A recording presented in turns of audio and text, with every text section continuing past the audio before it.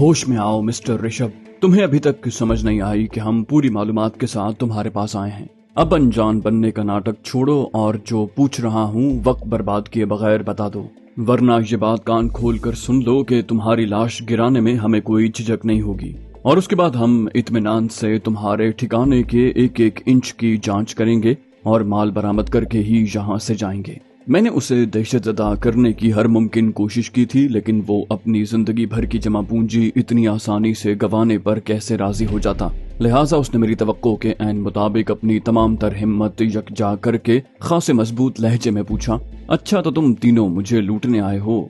ठीक है, तुम मुझे गोली मार दो, इस तरह बर्बाद होकर जीने से मर जाना अच्छा है। मैंने बेतासुर लहजे में कहा, ठीक है, अगर तुम्हारी यही इच्छा है तो मैं तुमको निराश नहीं करूंगा, तुम मरने के लिए तैयार हो जाओ। मैंने पिस्तौल की नाल का रुख उसकी पेशानी के ऐन वस्त की तरफ कर दिया। हैरत अंगेज तौर पर वो आंखें बंद करके सीधा होकर बैठ गया। ये अलग बात है कि उसके जिस्म पर लर्जा तारी था और पेशानी पसीने से भीग चुकी थी। मैंने ऋषभ को उसके हाल पर छोड़कर मशवरा तलब नजरों से यशवंत और योगेश की तरफ देखा। योगेश ने कोई रद्द अमल जाहिर नहीं किया, अलबत्ता यशवंत ने धीरे से गर्दन को नफी में हरकत दी। मैं तो पहले ही ऋषभ को फिलहाल हलाक करने का कोई इरादा नहीं रखता था, लिहाजा मैंने कदरे नर्म लहजे में कहा, तुम मेरे अंदाजे से ज्यादा दलेर हो ऋषभ, तुम्हारी जान लेने को दिल नहीं चाहता। चलो ठीक है, तुम्हारे खजाने को फिलहाल कोई खतरा नहीं है, लेकिन तुम अगर जिंदा रहना चाहते हो और अपना माल भी अपने कब्जे में रखना चाहते हो तो उसका एक ही तरीका है। ऋषभ ने मेरी बात सुनकर उम्मीद भरी नजरों से मुझे देखा। बोला, वो क्या? मैंने कहा, सीधी सी बात है, तुमको बगैर झिझके किसी भी किस्म की चक्करबाजी के बगैर जो हम कहें करते जाना है, चाहे वो तुम्हें कितना भी बुरा लगे, कितना भी डर लगे। मैं वादा करता हूँ कि अगर तुम हमारी मर्जी के मुताबिक चले और अच्छी तरह से हर हिदायत पर अमल किया तो मैं तुमको तुम्हारे जमा किए हुए तमाम धन समेत जिंदा सलामत यहाँ छोड़कर चला जाऊंगा। ऋषभ ने मेरी जबान से निकलने वाला हर लफ्ज गौर से सुना और फिर उम्मीद और बीम की कैफियत भरे लहजे में पूछा, तुम सच कह रहे हो? मैंने कहा, तुम्हारे पास मेरे वादे पर यकीन करने के सिवा कोई रास्ता नहीं। यकीन करो, मुझे तुम्हारी बहादुरी अच्छी लगी, वरना हम तुमसे मदद लिए बगैर तुम्हें परलोक भेजने के बाद भी आसानी से अपना मकसद हासिल कर सकते हैं और तुम्हारा खजाना ढूंढने में भी हमें ज्यादा मुश्किल नहीं होगी। मेरे इंतबाह का हस्बे मर्जी असर हुआ। ऋषभ ने कसमसाते हुए बेबसी भरे लहजे में पूछा, ठीक है, अब ये बताओ तुम मुझसे क्या करवाना चाहते हो? तुम चिंता न करो, मैं वचन देता हूँ कि तुम्हारा हर आदेश ठीक ठीक पूरा करूंगा। मैंने कहा, शाबाश। सबसे पहले मेरे सामने नंबर मिलाकर फोन पर शेखर से बात करो और उसे बताओ कि तुमने आज रात मौज मस्ती के लिए 2 कन्याओं का बंदोबस्त किया है। मेरी बात सुनकर ऋषभ के चेहरे पर जलजले की सी कैफियत पैदा हुई। मैंने उसकी हालत से लुत्फानंदोज होते हुए कहा, इतना हैरान और परेशान क्यों हो रहे हो यार? मैंने बताया है ना, हमारे पास तुम्हारे और इस सारे बखेड़े के बारे में तुम्हारी सोच से ज्यादा जानकारी मौजूद है, इसलिए किसी चालबाजी का सोचा भी तो भारी नुकसान उठाना पड़ेगा। मेरी बात जैसे जैसे आगे बढ़ रही थी उसकी आंखें बुझती जा रही थी। मुझे लगा कि इन अल्फाज ने उसकी रही सही मज़ाहमत भी खत्म कर दी है। मैं खामोश हुआ तो उसने शिकस्त खूरदा लहजे में कहा, ठीक है, परंतु तुम्हें पता होगा कि शेखर कितना खतरनाक बदमाश है। उसे पता चलेगा कि मैंने तुम्हारे इशारे पर उसे धोखा दिया है तो वो मुझे जिंदा नहीं छोड़ेगा। मैंने कहा, मैं सब जानता हूँ, हमें पता है वो कितना बड़ा तीसमार खान है, मगर चिंता न करो, जब हम अपना काम पूरा करके यहाँ से जाएंगे तो उसमें तुम्हारा कुछ बिगाड़ने की शक्ति नहीं होगी। उसने पजमुर्दा से अंदाज में हाँ में सर हिलाया। बोला, मुझे एक बार फिर बताओ कि शेखर से क्या बात करनी है। मैंने कहा, उसे फोन करने से पहले अच्छी तरह समझ लो कि तुम्हें उससे जोशीले लहजे में बात करना है, जैसे कि कोई बहुत बड़ी खुशी की खबर सुनाते हुए की जाती है। उसे हाँ में गर्दन हिलाते देखकर मैंने बात आगे बढ़ाई। कहा, तुम चाहे कोई शब्द इस्तेमाल करो, तुम्हें उसे वही पैगाम देना है जो मैंने तुम्हें बताया है, यानी 2 किशोर कन्या वाला, मगर तुम्हारा अंदाज बिल्कुल असली होना चाहिए। उसने एक बार फिर इकरार में सर हिलाया। मैंने कहा, उसके बाद तुम्हें बहुत ही दोस्ताना लहजे में उसे सलाह देनी है कि वो फोन करके सेठ विनायक को भी अपने पास बुला ले ताकि दोनों मिलकर यादगार रत जगह मना सकें। मैंने ऋषभ के चेहरे पर एक बार फिर परेशानी के आसार देखे। इससे पहले कि वो अपने मालिक के अताब का निशाना बनने के अंदेशे का इजहार करता, मैंने कहा, फिक्र न करो, उन दोनों पर जो भी बीतेगी उसका तुम्हें कोई कसूरवार नहीं ठहराएगा, बल्कि उन दोनों मुजरिमों को पकड़वाने में कानून का साथ देने पर शायद तुम्हें सरकार की तरफ से कोई इनाम भी मिल जाए। मेरा आखिरी जुमला सुनकर उसे हस्बे तवक्को हैरत का जोरदार झटका लगा। उसने चौंक कर वजाहत तलब नजरों से मुझे देखा। मैंने मुस्कुराते हुए कहा, यार अब तुमसे क्या छुपाना। ये शेखर और उसके सरपरस्त सेठ विनायक को रंगे हाथों गिरफ्तार करने के लिए एक पुलिस ऑपरेशन है। मैं स्पेशल एक्शन ग्रुप का इंस्पेक्टर गुरधारी लाल हूँ और ये दोनों मेरे मातहत SI यशवंत और ASI योगेश हैं। हमने पक्की मुखबरी पर DCP सतीश की निगरानी में ये प्लान बनाया है। मैं आशा करता हूँ कि अब तुम्हारी परेशानी दूर हो गई होगी। मैंने ऋषभ के चेहरे पर अचानक रौनक वापस लौटते देखी। शायद गैर मशरूत ताउन के बदले उसे सही सलामत छोड़कर चले जाने और उसके पोशीदा खजाने को न छीनने के हमारे वादे पर उसे पहले पूरा यकीन नहीं आया होगा। अब हमारे पुलिस अफसर होने के इंकिशाफ से उसके सूखे धानों पर पानी पड़ गया था। उसने झट से कहा, मैं आपका हर हुक्म पूरे मन से मानने के लिए तैयार हूँ इंस्पेक्टर जी। आप चाहे उन दोनों को गोली मार दो, मुझे उनसे कोई लेना देना नहीं। मैंने पुरजोश लहजे में कहा, शाबाश, तुम तो वाकई समझदार इंसान निकले। अब मेरे साथ टेलीफोन के पास चलो, जरा जमकर बात करना। शेखर बड़ा घाघ बदमाश है, उसे शक नहीं होना चाहिए। उसने पुरजोश लहजे में कहा, आप फिक्र न करो सरकार, मैं ये सारी ऊंच नीच अच्छी तरह समझता हूँ। उसने बात दरमियान में छोड़कर फिक्रमंद नजरों से मुझे देखा और फिर बोला, परंतु मैं तो उससे केवल तेलुगु में बात करता हूँ, आपको समझ आ जाएगी मैंने क्या कहा है। ये बात पहले ही मेरे जहन में थी। मैंने खुशगवार लहजे में कहा, तुम उसकी चिंता न करो, तुम्हारी बात मेरी समझ में आए या ना आए, मेरे दोनों ऑफिसर्स एक एक लफ्ज समझ लेंगे और कोई गड़बड़ हुई तो हाथ के हाथ मुझे बता भी देंगे। बात करते हुए ये बात खूब ध्यान में रखना ऋषभ जी। उसने ताबेदारी से सर हिलाया और शेखर से बात करते हुए उसने अपने वादे पर अमल भी किया। वो खुशगवार जोशीले लहजे में चहक चहक कर बात कर रहा था और फखरिया अपनी कारकर्दगी जता रहा था। दूसरी तरफ से भी शायद खुशी का इजहार किया गया। ऋषभ ने फातिहाना कहकहा लगाया और मजीद कुछ बताने लगा। उसने जिस तरह सामने रखे मुर्ख की तरफ इशारा किया, उससे मैंने अंदाजा लगाया कि वो शेखर को मजेदार खाने की खुशखबरी सुना रहा है। मैंने इस दौरान में यशवंत और योगेश की तरफ देखा। उन्होंने इत्मीनान के इजहार के लिए एक साथ गर्दन हिलाई। उधर मेरी हिदायत के ऐन मुताबिक ऋषभ शायद अब शेखर को गर्मजोशी से मशवरा दे रहा था कि सेठ विनायक को ऐशो इशरत की महफिल में शरीक होने की दावत दे।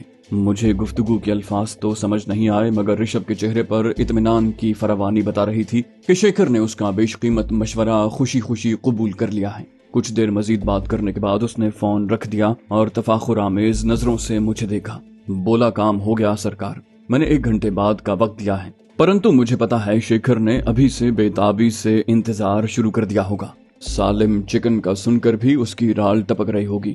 मैंने अपनी बेताबी छुपाते हुए पूछा, ये बताओ उसने सेठ विनायक को बुलाने के मशवरे पर क्या कहा।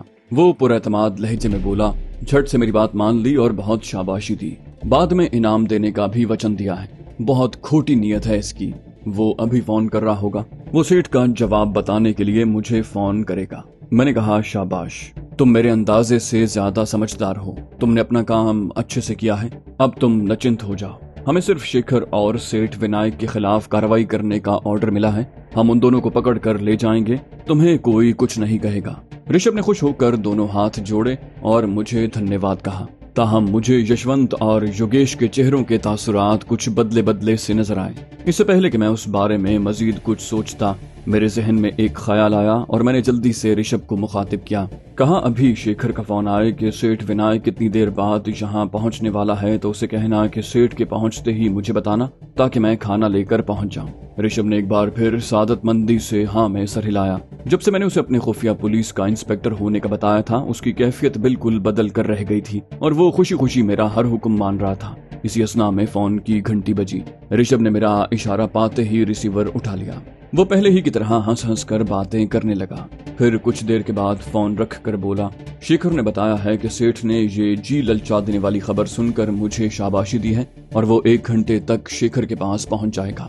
उसने कहा है कि वो सेठ के पहुंचते ही मुझे फोन कर दे। मैंने कहा, ये हुई ना बात, बस अब तुम जल्दी जल्दी खाना बना लो, 1 घंटा गुजरने में देर नहीं लगेगी। ये कहकर मैंने यशवंत और योगेश को आंख के इशारे से एक तरफ आने का कहा। उन दोनों से बातें करते हुए भी मेरे पिस्तौल ने ऋषभ को जद पर ले रखा था। मैंने उन दोनों को धीमे लहजे में कहा, चिंता न करो, मैंने इसे चुपचाप अपने इशारों पर चलाने के लिए तसल्ली दी है कि हम इसके खजाने पर हाथ नहीं डालेंगे। अपना काम होने दो, उसके बाद हम सारा माल हथिया कर यहाँ से जाएंगे। ये सुनकर यशवंत ने जोशीले लेकिन धीमे लहजे में कहा, धन्यवाद सुरेंद्र जी, हम तो घबरा गए थे। इस दलाल का गंदे धंधों से कमाया हुआ इतना भारी धन हमारी पहुंच में है और हम वो सारे का सारा इसके कब्जे में छोड़कर चुपचाप यहाँ से चले जाएं। मैंने धीरे से हंसते हुए कहा, मैं बावला थोड़ी हूँ। शेखर और सेठ विनायक को ठिकाने लगाने के बाद हम उसका सारा खजाना अपने कब्जे में करेंगे और फिर उसे भी नर्क भेजकर यहाँ से निकल जाएंगे। हम कोई चश्मदीद गवाह कैसे जिंदा छोड़ सकते हैं यशवंत भैया।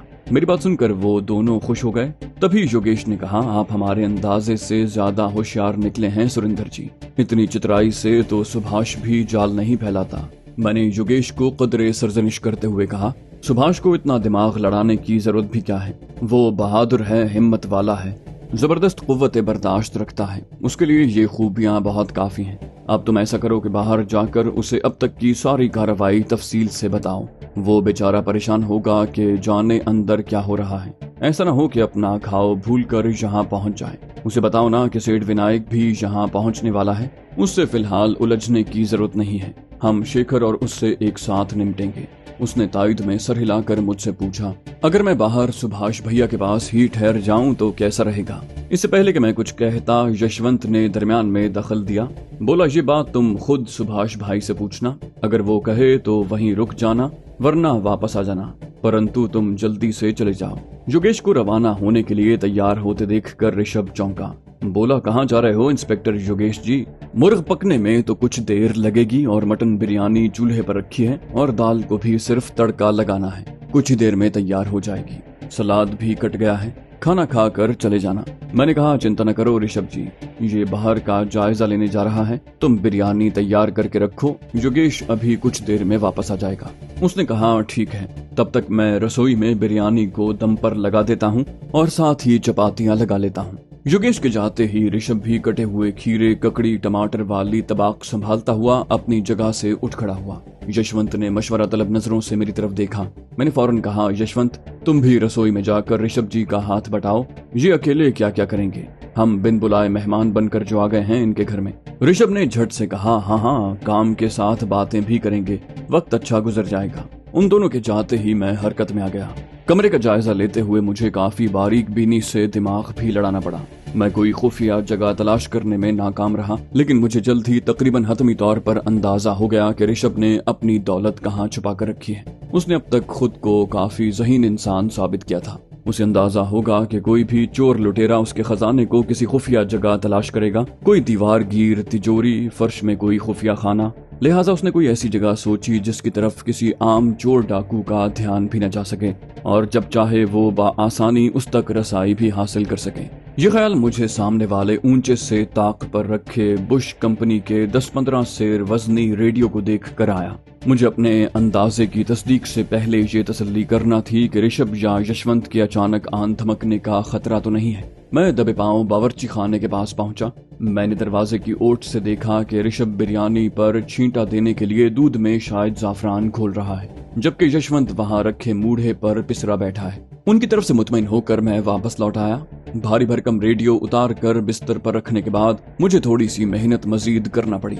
मेरे हाथ तेजी से चल रहे थे। कुछ ही देर में रेडियो का अकबी हिस्सा खुल गया। मैंने अपना हिजान दबाते हुए जायजा लिया तो एक खाकी कपड़े की थैली मेरे सामने थी। मैंने थैली को उठाया। उसका वजन लगभग 1.25 सेर रहा होगा। मैंने थैली में झांका तो सोने की ढेरों टिक्कियां मेरे सामने मौजूद थीं। उनकी खीरा कुन चमक उनके कुंदन से बना होने की गवाही दे रही थी।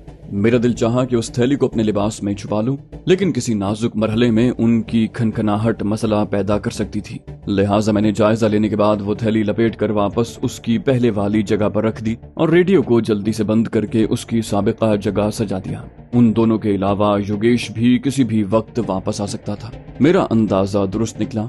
मुझे अपने काम से फारिग हुए कुछ ही देर हुई होगी कि घर के दरवाजे पर खटपट हुई और योगेश अंदर दाखिल हुआ। उसके चेहरे के इत्मीनान ने बता दिया कि सब कुछ ठीक ठाक है। उसने फौरन ही तस्दीक भी कर दी। बोला, सुभाष भैया सब जानकर बहुत खुश हुआ। वो कह रहा है कि मेरी चिंता करने की जरूरत नहीं है, अपना काम निपटाओ। मैंने उसे आपकी पुलिस वाली चाल का बताया तो वो बहुत खुश हुआ और आपको शाबाशी दी। मैं जानता था कि उसने अपने सरगना को लाजिमन बताया होगा कि मैंने ऋषभ का खजाना उसी के पास छोड़ने की पेशकश की थी, लिहाजा मैंने पूछा, बहुत खूब, उस ऋषभ के छुपाए हुए धन के बारे में क्या कहा उसने? उसने कहा, सुभाष भैया कह रहा है कि पहले अपना काम पूरा कर लो, यहाँ से निकलते हुए आप और मैं सलाह करके फैसला कर लेंगे। मैंने कहा, ठीक है। उसने कुछ और तो नहीं कहा। उसने नफी में सर हिलाया और हंसते हुए कहा, बस मैंने मटन बिरयानी का बताया तो उन्हें भूख सताने लगी। मैंने भी हंसते हुए कहा, चलो ठीक है, तुम सबसे पहले उसके लिए बिरयानी लेकर जाना। भूख तो खैर मुझे भी लगी है, ऋषभ बस खाना लाने ही वाला है। योगेश ने कहा, ये साला तो पुलिस अफसर समझकर हमारी इतनी आवभगत कर रहा है, इसका धन लूट कर लेके जाएंगे तो इसकी सारी मेहमानी धरी रह जाएगी। मैंने योगेश की खबीसाना हंसी में उसका साथ दिया।